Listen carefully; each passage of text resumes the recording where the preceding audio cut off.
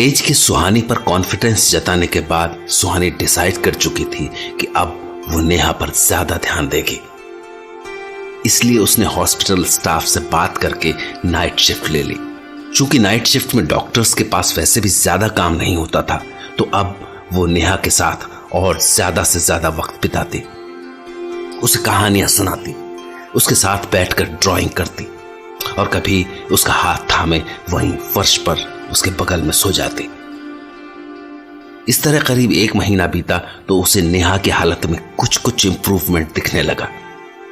पर एक रोज जब सुहानी नेहा के रूम में दीवार पर पीठ टिकाए सो रही थी, तभी अचानक अपनी गर्दन पर हल्की चुभन के एहसास से उसकी नींद खुल गई।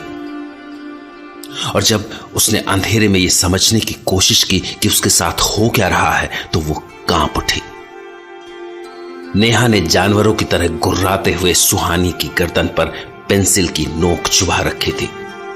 ये सब सीसीटीवी मॉनिटर पर देखकर नर्स और दूसरा मेडिकल स्टाफ बौखलाया सा भागा वहां पहुंचा, तो उसे कुछ समझ में नहीं आया कि वो क्या करे, क्योंकि सुहानी ने हाथ के इशारे से उन सबको नेहा या उसके पास आने से रोक दिया था। हालांकि सुहानी जानती थी कि उस पेंसिल के गर्दन पर चुभने से उसकी जान तो नहीं जाएगी, पर वो ये सोचकर ही कांप रही थी कि इससे उसे अच्छा खासा नुकसान तो पहुंच सकता था। इसीलिए वो नेहा को कहानी सुनाकर शांत करना चाहती थी और ये भी देखना चाहती थी कि दरअसल उसके दिमाग में चल क्या रहा है। पर तभी बीच कहानी में नेहा चिल्ला पड़ी, झूठ, ये कहानी गलत है। वो लड़की नहीं है, राजकुमारी है। हाँ, तुम बोली ना मेरी बच्ची। सॉरी, वो लड़की नहीं थी, राजकुमारी थी। एक राजकुमारी जो अंधेरे से डरी हुई थी। फिर आगे बोलो। पेंसिल चुभ रही है। आगे क्या हुआ? उस राजकुमारी के महल में कोई लाइट नहीं थी। उसे समझ ही नहीं आया कि यहाँ इतना अंधेरा क्यों है। उसने अपने नौकरों को आवाज लगाई, इधर आओ सब, देखो इतना अंधेरा क्यों है, जल्दी से जाके लाइट का इंतजाम करो। इसकी पेंसिल कुछ हल्की पड़ रही है। वो रोशनी क्यों चाहती थी? इसीलिए कि अगर अंधेरा रहता और उसका राजकुमार आता तो वो उसे कैसे देख पाता। हाँ, ये तो सही है। हाँ, अच्छा, तुम्हें अंधेरे से डर नहीं लगता? ना। मुझे भी नहीं। हंसो मत, वो जग जाएंगे। कौन? आत्माएं। देखो, इस कब्रिस्तान में कितनी सारी आत्माएं हैं, सब बड़े सो रहे हैं। तो इनसे तुम्हें परेशानी नहीं होती? होती है ना, जब ये जग जाती है तो बहुत शोर करती है। सुनो, मैं सो जाऊं? नींद आ रही है मुझे। हाँ, सो जाओ ना। आओ, मैं तुम्हें वहां बिस्तर पे सुला दूं। तुम मुझे उठा के ले जाओगी? हाँ, गोदी में आओगी मेरी? हाँ, पर गिराना नहीं मुझे। पक्का नहीं गिराऊंगी। आओ। बिस्तर अच्छा है ना? अब जमीन पे मत सोया करो। मैं तुम्हें रोज बिस्तर पर लिटा दिया करूंगी। सुबह हो गई।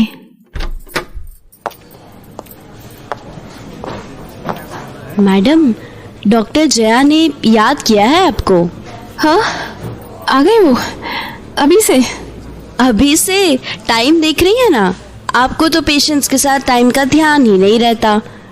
मॉर्निंग शिफ्ट वाला स्टाफ आ चुका है, अब तक तो आपको घर जाके सो जाना चाहिए था। चलती हूँ, देखती हूँ जया मैम ने क्यों याद किया है मुझे। अपने चैम्बर में ही है ना? जी, चेम्बर में ही है मैडम। पर डॉक्टर जया कुछ टेंशन में लग रही थी, हेड से मिल के आ रही है। अच्छा, देखती हूँ। Good morning Jaya ma'am, how are you? Sit. What happened ma'am? Mood ठीक नहीं लग रहा आपका? हेड से मिलकर आ रही हूँ। तो कुछ बोल रहे थे वो? तुमसे खुश नहीं है वो? मुझसे खुश नहीं है मीन्स? प्रॉब्लम क्या है उन्हें? नहीं, I mean, कैसे कहूँ? एक्चुअली तुम जिस तरह से अपनी सिक्योरिटी का ख्याल न रखते हुए पेशेंट्स के पास चली जाती हो, खासकर नेहा के पास, तुम जानती हो ना how dangerous she can be. अब I know it, but can I say कि I better know Neha than head? मैं डॉक्टर हूँ उसका समझती हूँ। और आज जो हुआ, उसने तुम्हारी गर्दन पे पेंसिल रख दी थी, बट ये बात ऊपर तक पहुंच गई, डॉक्टर्स नहीं पहुंचाई होगी। Actually Suhani, we are doctors, हमारे काम करने की एक लिमिट तो होनी चाहिए ना। हमें एक डिस्टेंस बना के रखना चाहिए पेशेंट्स के साथ। कैसे मैम? आई नो हम डॉक्टर्स हैं, पर जादूगर तो नहीं है ना। या हमारे पास ऐसी दवाएं हैं जो पेशेंट को खिलाओ और वो गले के नीचे जाते ही अचानक बिस्तर से खड़ा हो जाए? हाँ, I mean I can't understand कि अगर सब कुछ मेडिसिन से ही ठीक हो जाएगा तो हम साइकाइट्रिस्ट की जरूरत क्या है? खिलाओ मेडिसिन और भगा दो हॉस्पिटल से, या फिर मेंटल इल के हाथ पैर उसके कॉर्ड से बांध देने से, उसे ट्रैंक्विलाइजर दे देने से हो जाएगा उसका इलाज। आई मीन साइकाइट्रिस्ट होता क्या है? क्या ये नहीं पता हेड को? यू नो मैम कि इतने वक्त में मैं नेहा के साथ बातें करके, उसके साथ ड्राइंग्स करके, उसके साथ सो के उसे इस हालत तक ला सकी हूँ कि अब वो मुझसे बात करने लगी है। She has started sharing her emotions with me now। और ये मेडिसिन से नहीं हुआ है। ठीक है कि कुछ केसेस में मेडिसिन का थोड़ा रोल है, पर अगर हम पेशेंट के भीतर खुद ठीक होने की इच्छा नहीं जगा सके तो वो कभी ठीक नहीं होगा। बड़ी हो रही है बच्ची। मीन्स एक्चुअली मुझे भी बहुत झाड़ पड़ती रहती है ऊपर से, बट मैं ये देखना चाहती थी कि क्या तुम भी इस मुश्किल से लड़ सकती हो, क्योंकि ये लड़ाई तो हमेशा चलेगी। एंड आई एम प्राउड कि तुम भी लड़ पा रही हो, बट इट्स सिस्टम और हमें इसमें रहकर काम करना है। तो तुम्हें अब ये सोचना है कि जब तुम्हें ऊपर बुलाया जाएगा तो तुम क्या जवाब दोगी। ये मेरा एक क्लासमेट था, उसका डायलॉग था, sorry but I feel I was right. तुम नहीं सुधरोगी। जिस दिन आप सुधर जाएंगी मैं भी सुधर जाऊंगी। What? पागल लड़की, मैं सीनियर हूँ तेरी, मुझे बिगड़ी हुई बोल रही है। सॉरी मैम, एक्सट्रीमली सॉरी, पर आप इतनी प्यारी है ना कि रहा नहीं जाता। हाँ, मैं इतनी प्यारी हूँ कि जब चाहे बेइज्जती कर लो मेरी। अच्छा सुनो, तेज के दादाजी का बर्थडे है आज, तो उन्होंने तुझे बुलाया है। ओह नो, प्लीज मैम, आपको पता है ना कितना पखेड़ा खड़ा हो चुका है मेरी लाइफ में। बड़ी मुश्किल से मैंने डिस्टेंस बनाया है।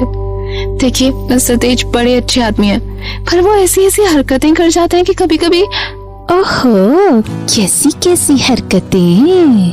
अब मेरे मजे ले रही हैं आप? सॉरी, मैं बता भी नहीं सकती आपको। बस ये समझ लीजिए कि बात मम्मा तक पहुंच गई है और उन्होंने साफ बोला है कि चाहे कुछ हो जाए, मुझे ये इंसान नहीं चाहिए तेरी लाइफ में। And I have managed it well. काफी दिनों से ना उनका कोई फोन आया है और ना फोन इसलिए नहीं आया कि पिछले कुछ दिनों से वो यूएस में है। रियली? या इसलिए तुम तैयार रहो। तैयार रहो मतलब किस बात के लिए तैयार रहो? कि कब आपके मिस्टर तेज आपको लेने के लिए पहुंच जाए। What? यस, क्योंकि वो आज ही इंडिया पहुंच रहा है। शिट यार, क्या है? मुझे एक बात बताइए मैम। पूछो ना। आप किसके साइड में हैं? मेरी साइड या मिस्टर तेज की? एक्चुअली ऑनेस्टली टेलिंग, दोनों की ही साइड हूँ। गॉश यार, सारे के सारे मेरे ही पीछे पड़े हैं। क्यों?